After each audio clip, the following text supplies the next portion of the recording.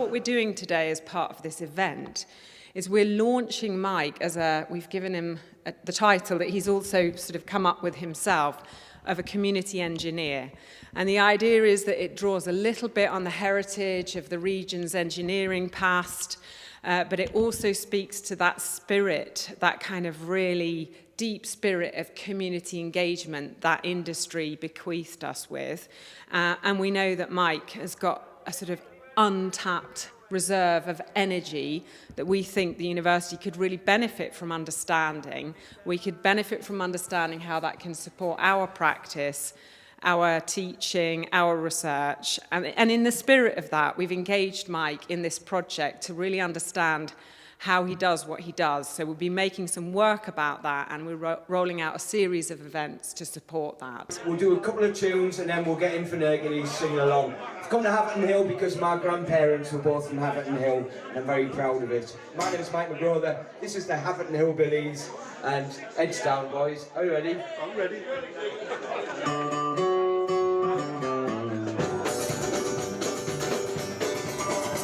I hear the train is coming, it's rolling round the bend, and I ain't seen the sunshine since I don't know when. I was stuck in Boston River, the time keeps dragging on.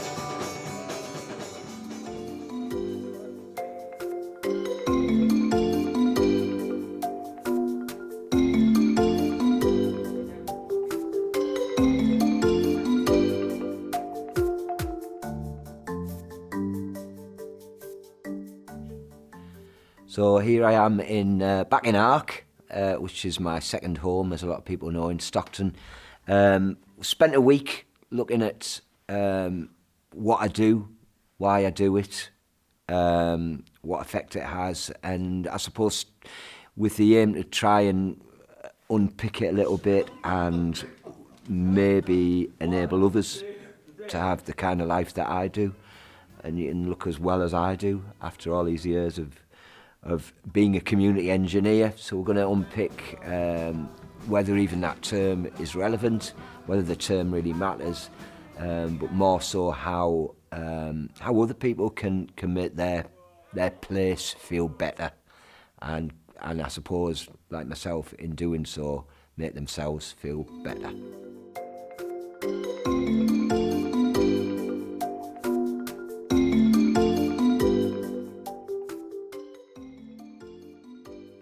Now then. So where are we, Mike? Here we are, Ushaw, well I call it Ushaw College, but everyone else seems to call it Ushaw Historic House and Grounds, I think. And it was the Northern Seminary for the priesthood. I was meant to be here for seven years, and I was here for about 3 days. But as they say in the Christian faith, a lot can happen in 3 days. And a lot happened to me. So we're going to have a walk around. Yeah, so I decided to become a priest when I was 8, and I can't remember the exact order of events. It was all to do with primary school. A missionary priest came in. It was a white father, and I remember him telling stories, and he told us all these stories about his life, and I was like, oh, that sounds exciting. Didn't know being a Catholic could be so exciting, really. And he had these enormous rosary beads. And he seemed like a real rebel because he was swinging them around, and obviously, rosary beads were quite, you were meant to be kind of like quite reflective with rosary beads. So I was really enamoured by this guy. I'd met priests before, going to church and whatever, but I was really enamoured by him. The thing I can remember is the sound of the car on this. It was like more gravelly. It's a little bit gravelly now, and hearing that sound, and that stayed with me. And my dad dropped me over there, and then we went in. So I was paired up with a lad called Joe Plum, and said, right, we just want you to go and talk to each other about your journey so far. And he told me his, and I was like, oh, lovely. And then he said, so what about you? And I said, I can't do it. I just don't want to be here. I knocked on one door, and there was one priest in. I can't remember his name, but thank goodness he was here, and he said, you better come in, and he poured me a whiskey. I'd never drank whiskey before. He poured me a drink, and I drank this whiskey, and he I was in a really, really bad way, And I sat and I must have talked to him for hours. And he said, so don't worry if what you thought was your calling wasn't the right name. He said, you've probably been called to do something else. And if you do leave here, then eventually you'll find it. And he was right. I was thinking about a song that I could sing because, you know, a lot of my work's illustrated by songs, and I suppose if today is about unpicking my story or a part of my story, I wanted to pick a song, and I sang this at Ushaw in the short time that I was here, and it's almost become a bit of a mantra of mine. So whether it's a hymn or whether it's a song, there used to be the expression, why should the devil have all the good tunes? But in this case, why should God? Make me a channel of your peace. Where there is hatred, let me bring your love. Where there is injury, a pardon, Lord. Where there's doubt, true faith in you. I can't remember a time from the moment I decided I was going to be a priest where like making people happy wasn't my source for happiness. So I was never happy for happy's sake. I was happy if I saw someone else was being helped or being happy. And it all started with that decision, I think, that became like a mission in life. To be understood as to understand. I've got two words in mind from this footage here. So one is listening, that you just mentioned, and is a sort of keyword that you can follow across all the different experiences of this week. You've been recording your practice and your different encounters with music, musicking, people listening, practicing, talking, walking, everything you do. You had a passion for this life at that time, but not a passion for music. Yeah, and so it was a skill, but it wasn't a passion. I still struggle. If people say to me, you know, if you what's on your passport, I'd never say I'm a musician. It just wouldn't enter my psyche. But mainly everything I do uses music. But I think that's where I come to the kind of like I'm constantly trying to define what music is in people's lives. I liked the feeling of being involved in music and the emotional response you could get. So I liked playing in an orchestra or playing in the orchestra with my brother or whatever, but to think about earning a living from it was never in my mind. Maybe we can go back to that aspect of transferability and locality when we watch the Transporter Bridge film. Oh, yeah. But I think it's an important point for us to reflect on, and how place-based storytelling, place-based musicking is transferable in if and how. If and how. I am going, any which way the wind may be blowing.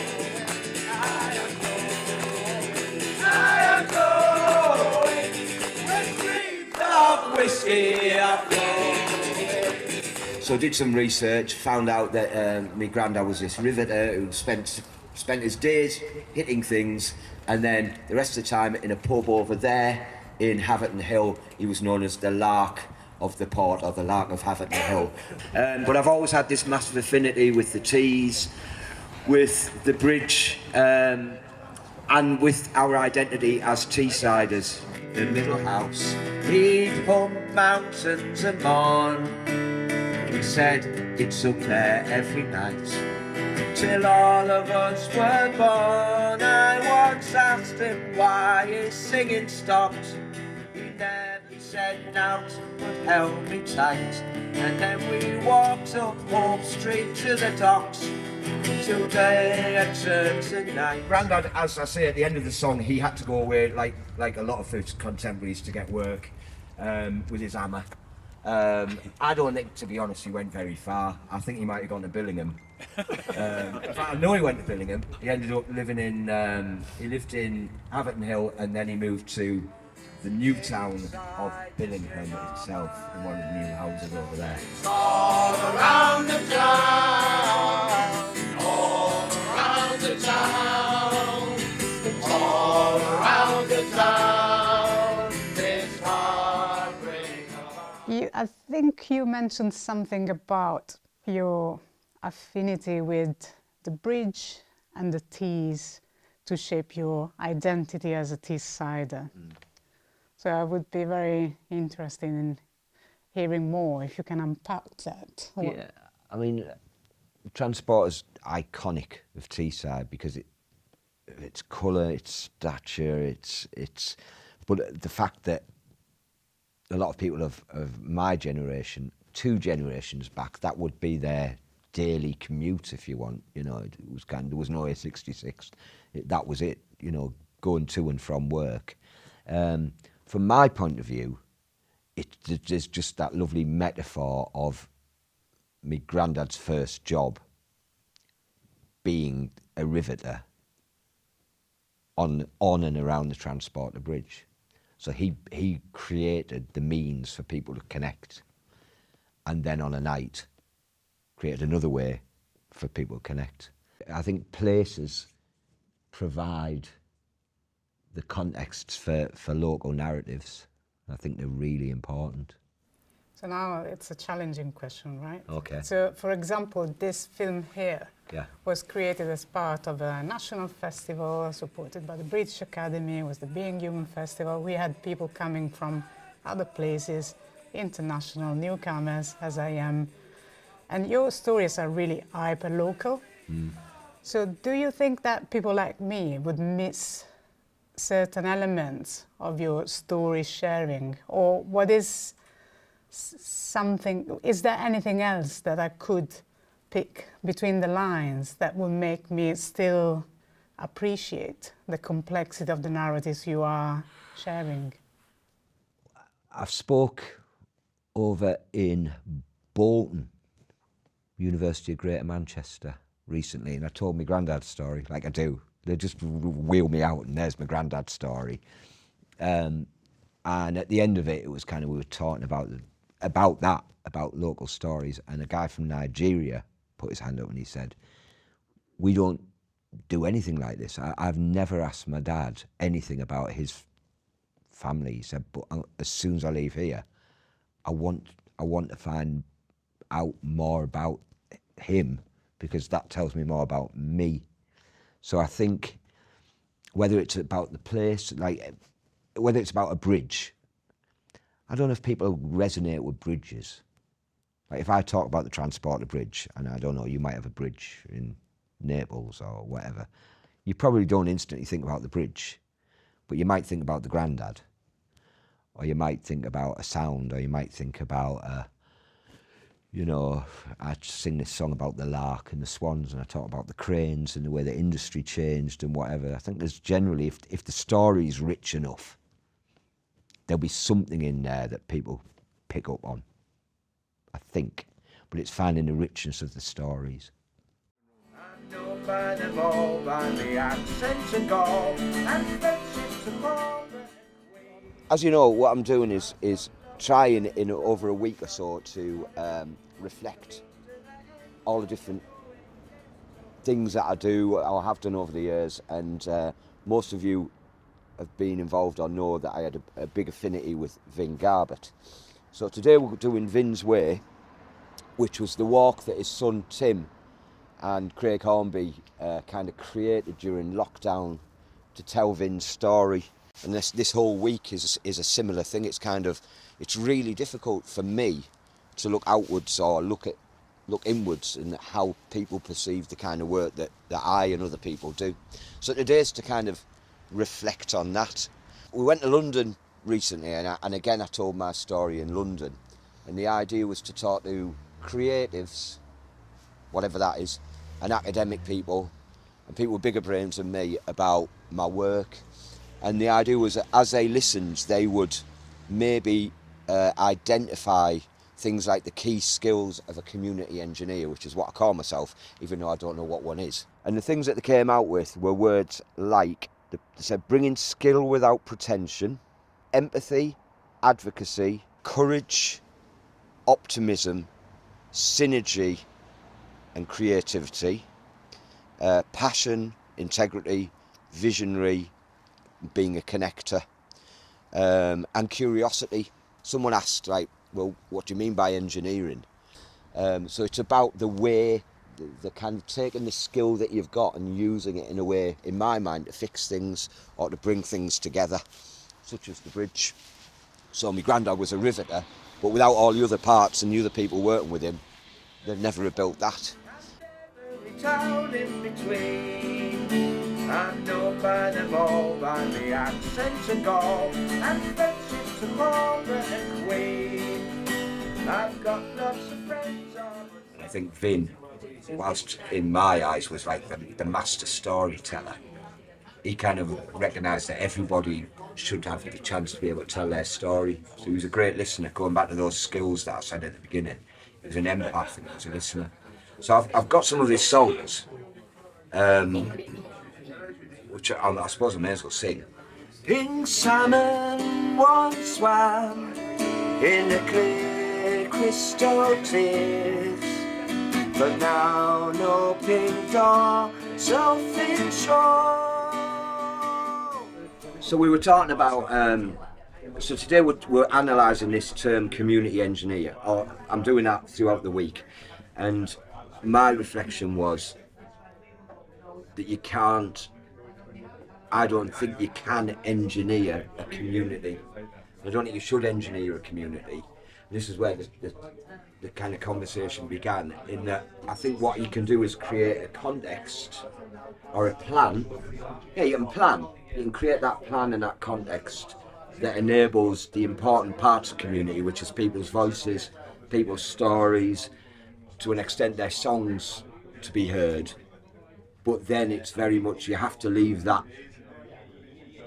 to resonate and let people then talk, or, well, let people react to it how they want to. And that's why I was saying I don't think that the term community engineer is necessarily the right one. But then, in the spirit of academic debate, Michael, you went, I disagree. Yes, because I think the term community engineer is absolutely fits you to a T. You know, because all you're trying to do all the time is just bring communities together. And what's the point of engineering? Engineering is bringing together two dissimilar materials, or several dissimilar materials, and producing a fine product out of it. That's exactly what you do. Discuss. I don't know what the word is that describes allowing a community to understand what it is. And that's kind of what you do, isn't it? Highlight the history, highlight the present, highlight the people, connect it all, rather than create what those connections are. It's just observing them and holding them up. People, you're walking along and you start talking to people like you've ever met before and talk about anything. It's such a powerful tool. And that's what, as an engineer, if you like, if you want to stick that tag on it, that's what you've created. You've built a platform where people can talk to each other and create a community. So I think the difficulty is when we use the word community engineer, it fits nicely into a little badge for us, but it's not necessarily what you do, because you don't tell us what the solution is. You don't tell other people what the solution is. Often an engineer will be saying, I want that solution, I want that sorted out. You're giving people, I think, permission, space, an opportunity, and that's the important part of the work that you do. And the biggest part is that either directly or indirectly, you're listening to people, which today a lot of people don't have the opportunity to be listened to. They've got no beer, but you need have no fear. Let's gone round the back door of the pub. You know, I mean, I'm quite new to the group and I've just come along because I've had an opportunity to I mean, I've already expressed myself to a few people this morning, people who are basically strangers to me, I've never met before. And, you know, to get the opportunity to do that is not easy, especially if you're someone who finds themselves a little bit isolated. Maybe, you know, you haven't got the family you used to have, or friends have gone their separate ways for whatever reason. But having the opportunity to discuss and to feel wanted again, that's not just going to happen off its own bat. And things like the choir, the music, the walks, the games which are coming up maybe, all those things are opportunities for people to feel good about themselves again. How many times in sort of the world as it is today, you go to people and you're trying to put your case across, and you know they're not listening to you.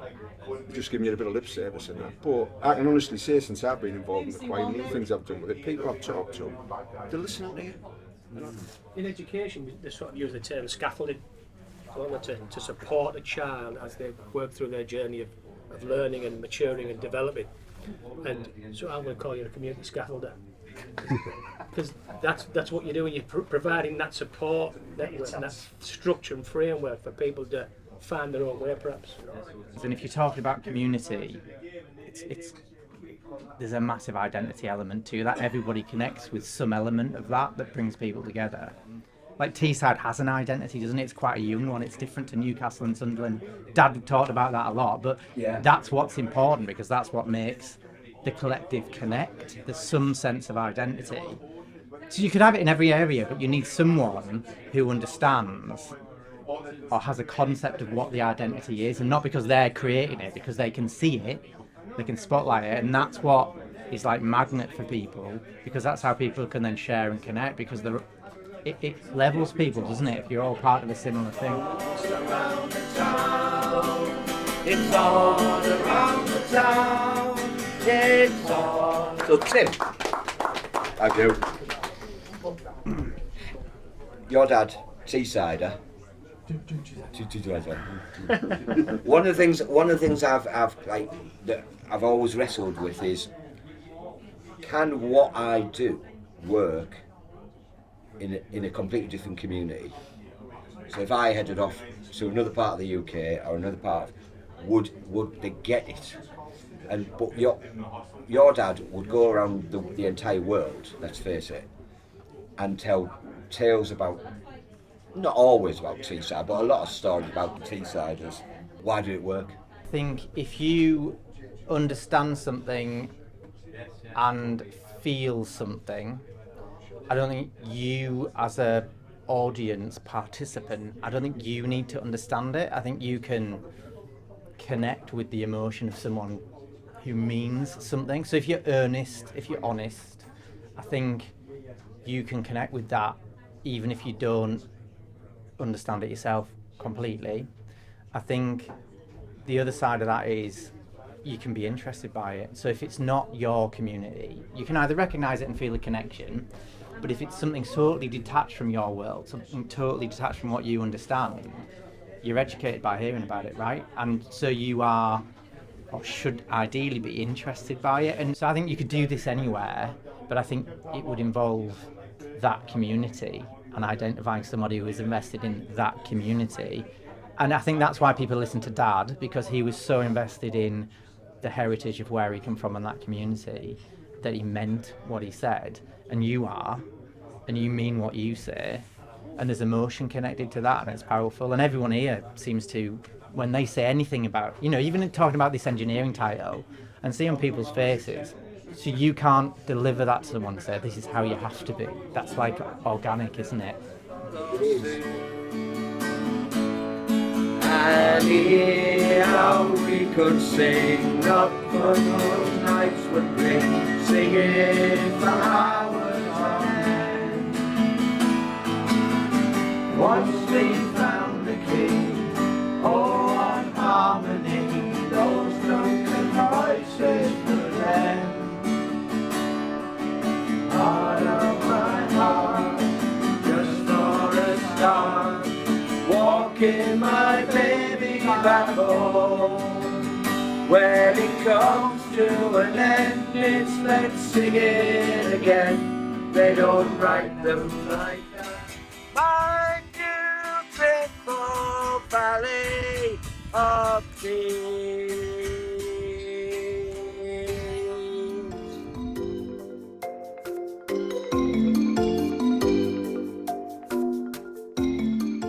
But hearing this discussion actually has really opened my mind to the term engineer in terms of you facilitating with what is available.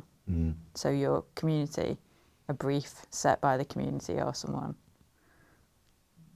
responding to a need on behalf of the community. Yeah. Which has kind of shifted what I think about it. I mean, I started to come up, as I was walking, I suddenly went, obviously, the engineer I see more than anyone is a sound engineer who is nothing without everything else around them. So the sound engineer needs to understand drummers. Sound engineer needs to understand acoustics of a different part of the room. Sound engineer, I mean, the best sound engineers, I've seen them, you'd imagine they set the sound for a band and that's it. But they don't, they keep going. And they keep, like, just adding little nuances to the thing. And that's all about listening. So it is a really interesting sort of analogy, I think.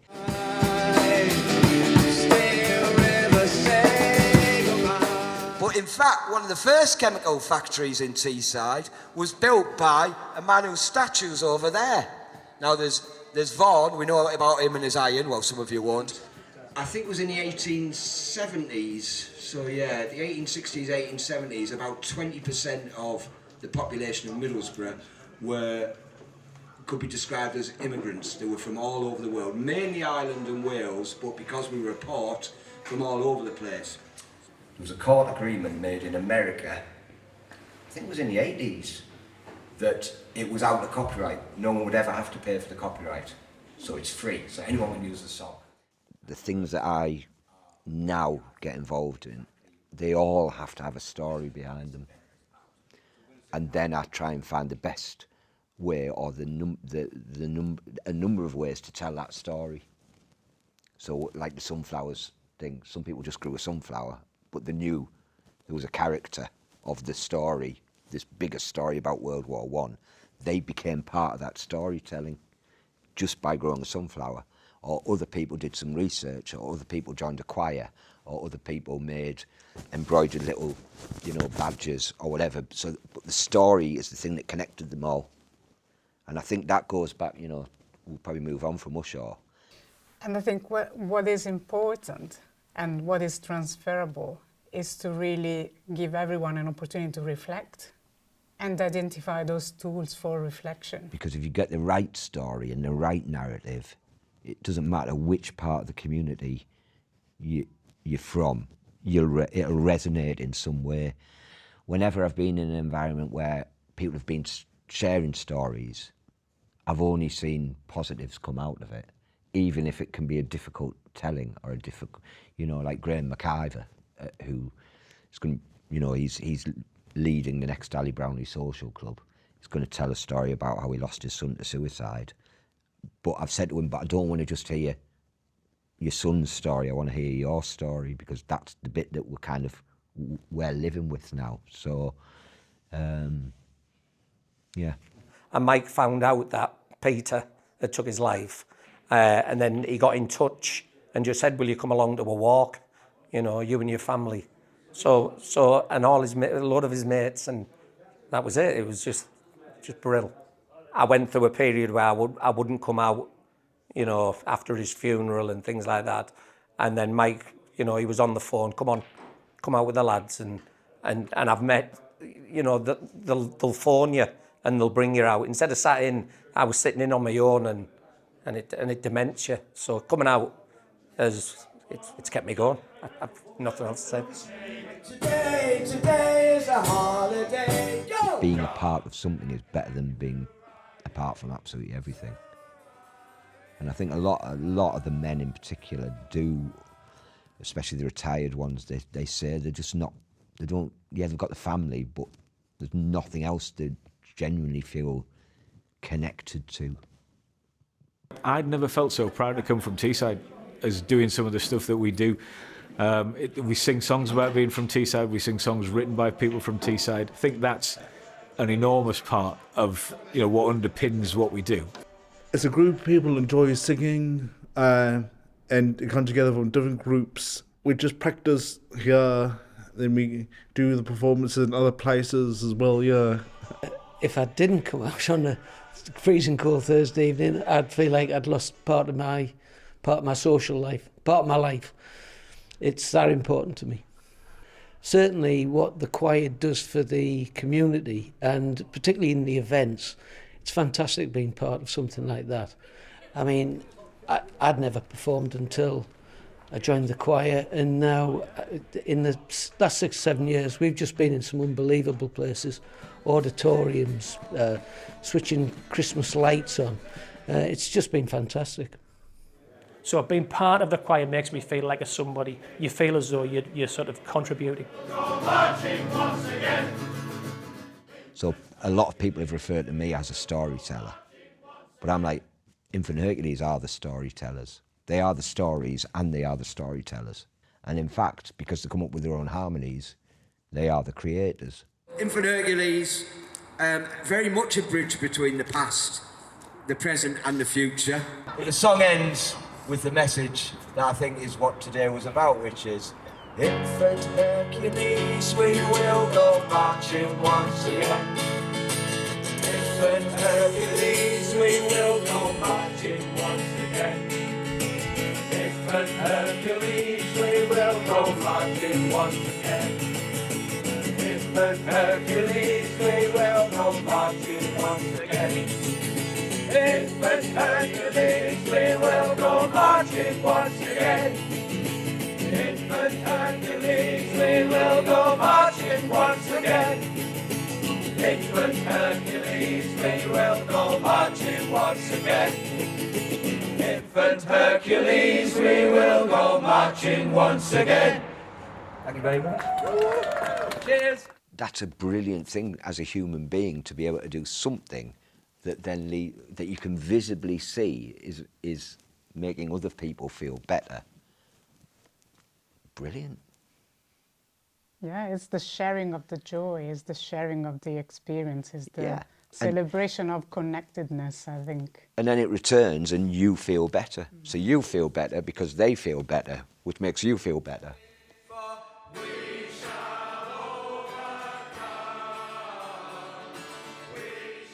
There is another metaphor you've been using, which I think is about harmony, which of course is very relevant in music, but also is harmony something that you can practice at the individual level, but it works very nicely at collective level. And you were explaining about how it works in an orchestra, for example. Yeah. I suppose just that each voice has a role to play. So like, I'll jokingly say if someone might have been missing from choir for 2 weeks, and I'll say, yeah, I could tell there was something missing. I can't literally tell there was something missing, but actually there is something missing. And what's really important in a choir like Infanct Hercules is that they throw the classical music rule book out. Most of the lads, a lot of the lads, if you ask them, will say, I wasn't allowed to join the choir at school because I couldn't sing. Well, got to get rid of that, because that's just like a kind of, I just see that as an absolute nonsense. It's like saying you're not allowed to breathe. Like, so when we're talking about the choir, we've got to get people into the mindset, or whether it's a confidence or whether it's whatever it is, the space that they realise that their voice is not just like an add-on, it's an integral part of the overall sound.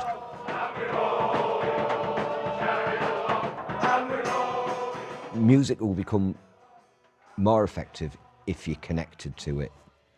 If you get in, we talk about getting in the zone, and the lads in Infanct Hercules, they get into that zone because they're singing a song which is their story. they or part of their family or ancestry are part of what they're actually singing about. So therefore, that's part of the impact. And you know, I've been looking at kind of like, if you were to set up a free and easy choir in Hull, the first thing you've got to do is get the songs and the stories of that place, because that'll create the heart bit.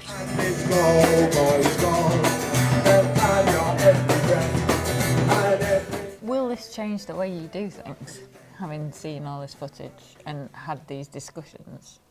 Or is the process of reflecting on your methods and your practice, is that going to change the way you work?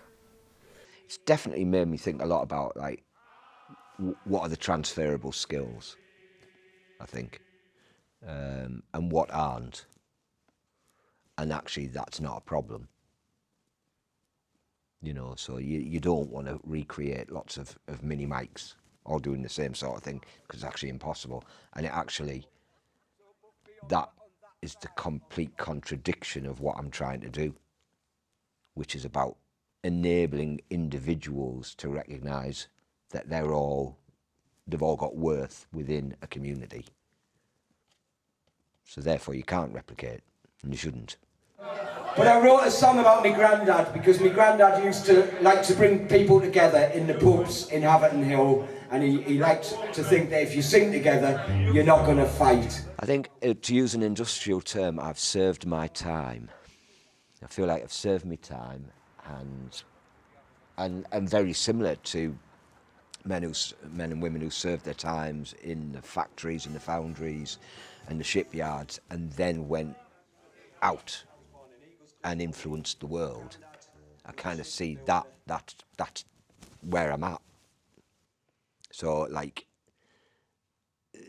to an extent, my world's quite small in a strange sort of way, and yet I've got to see the world, but I've never really thought of the impact that I've had in other places. I keep going back to, how does it impact home? How does it impact Teesside? And whatever. Whereas I'm kind of, that's the itch that I want to scratch now, is like, well, if elements of it are successful and it makes people happy and feel better about their place, that's where I'm trying to then kind of go, right, you know, can you bottle it? Can you bottle it? And if you take the stopper out of the bottle, what does it look like? Oh, that's the perfect end of the film, Yeah. I think. Is it? Yeah, I think so. I can't remember a time from the moment that I decided I was going to be a priest where, like, making people happy wasn't my source for happiness. It's the sharing of the joy, is the sharing of the experiences, celebration of connectedness, I think. Highlight the history, highlight the present, highlight the people, connect it all. Levels people, doesn't it, if you're all part of a similar thing? You're listening to people, which today a lot of people don't have the opportunity to be listened to. Having the opportunity to discuss and to feel wanted again. So I'm going to call you a community scaffolder. It's kept me going. Is the process of reflecting on your methods and your practice, is that going to change the way you work? Got the thing that you're good at and the thing that you love, you put them together, and the thing that I love is bringing people together, and probably because of my own experiences, that relates to how that helps them feel better.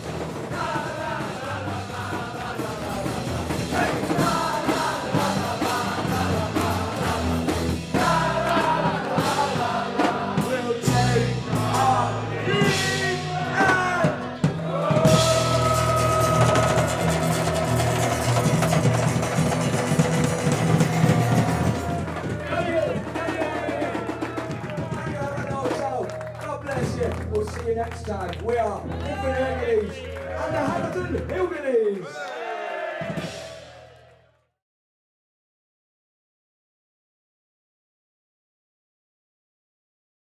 Oh, make me a channel of your peace.